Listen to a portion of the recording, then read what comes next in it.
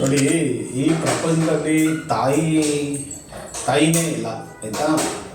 ಯಾವುದೇ ಒಂದು ಪ್ರಾಣಿ ತಗೊಂಡ್ರೂ ಕೂಡ ಒಂದು ಒಂದು ತಾಯಿ ಒಂದು ಮರಿ ಹಾಕಿದ ಮೇಲೆ ಆಯ್ತಲ್ಲ, ಅದು ಒಂದು ಅಮ್ಮನ ಗುಣ, ಒಂಥರ ದೈವಿ ಗುಣ ಅಂತ ಹೇಳ್ತಾರೆ.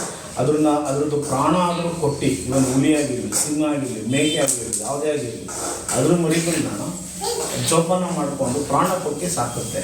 ಅಂಥ ಒಂದು ಅದ್ಭುತವಾದ ಒಂದು ಕ್ಯಾರೆಕ್ಟರ್ ಏನು ಅಂದರೆ ತಾಯಿ ಅಂತ.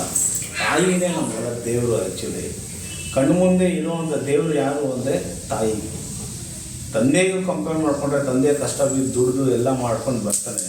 ಬಟ್ ತಾಯಿಲಿರುವಂಥ ಅಟ್ಯಾಚ್ಮೆಂಟ್, ಅವಳ ಗರ್ಭಕೋಶದ ಒಳಗಡೆ ಇದ್ದಾಗಲೂ ನಮಗೆ ಜೀವ ಕೊಡ್ತಾಳೆ, ಗರ್ಭಕೋಶದಿಂದ ಆಚೆ ಬಂದಾಗಲೂ ನಮಗೆ ಜೀವ ಕೊಡ್ತಾಳೆ. ಅಂಥ ಒಂದು ಬ್ಯೂಟಿಫುಲ್ ಕ್ಯಾರೆಕ್ಟರ್ ಅಮ್ಮ ಅಂತ. ಹುಟ್ಟಿದ ಮಗು ನೋಡಿ, ಮೇಕೆ ಕೂಡ ಅಮ್ಮ ಅನ್ನತ್ತೆ, ಅದು ಅಮ್ಮನೇ.